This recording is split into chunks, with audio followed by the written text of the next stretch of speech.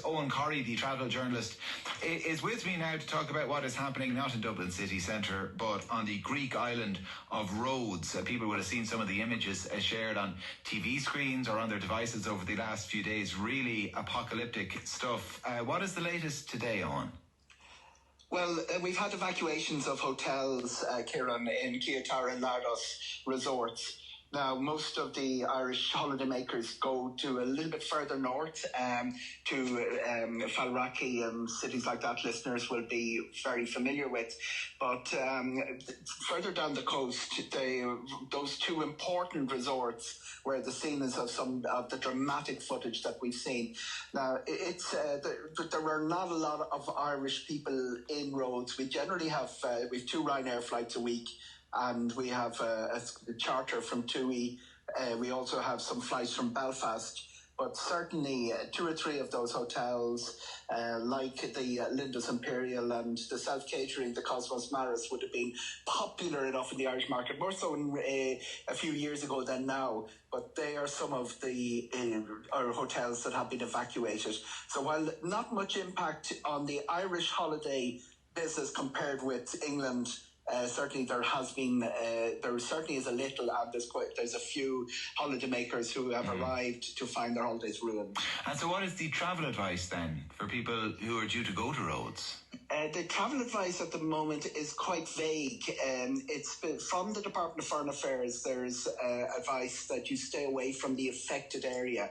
Affected area, we know over the weekend, a large number of residents, 19,000 evacuated, was not a holiday region. Where we have this sort of contact point is those 2 or 3 beaches around Kieran and Rhodes, and until the Department of Foreign Affairs says don't go, there is no absolute right when it comes to cancelling your holiday. You can actually say, I'm cancelling, don't want to go because of the fires, and get your money back. But the other side of that is, certainly on the travel agent side, people who've booked through TUI, the main tour operators that do Rhodes, and travel agents, certainly they've been given rescheduling options. Aer Lingus, looking at don't fly to Rhodes, they fly to Corfu. They're certainly looking at giving better options to the people who are scheduled to travel to Corfu, although the Corfu fire seems to have been contained overnight.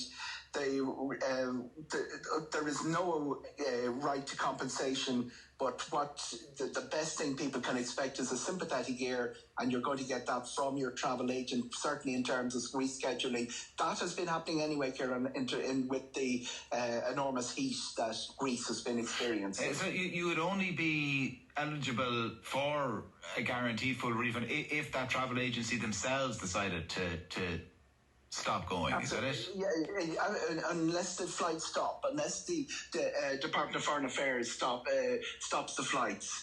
The flights will continue, by the way. Ryanair have said they're going to continue to, because they have people to get home. It's important that the flights go out to get people who are leaving. Ryanair also have a policy, as listeners will know, they're fairly unforgiving on travel documentation, but there are people who evacuated suddenly quickly from hotels that had to leave passports behind, and Ryanair have publicly stated that they will allow people board in Rhodes without passports, without documentation. Should they have should it be clear that's exactly what happened. The Greek ministry also has a desk in Rhodes Airport. It sounds very dramatic, it looks very dramatic. Oddly enough, the whole Rhodes holiday industry is continuing as if nothing had happened. So most of where people go in Rhodes is about an hour and a half drive away from the fire. It isn't a huge island, but it's about the size of County Leitrim, but there is a situation where most of the tourists go is continuing on almost as normal, and these couple of resorts are affected, but it pales into insignificance with the trauma that the local population has had to go through. And I know you'll be talking to people all the time working in the industry here. Well, what's their broader view of heat waves like this in Europe and the fears they might have for the industry? That people will think, you know what, I'm not going to book a holiday to the continent next year in July or August.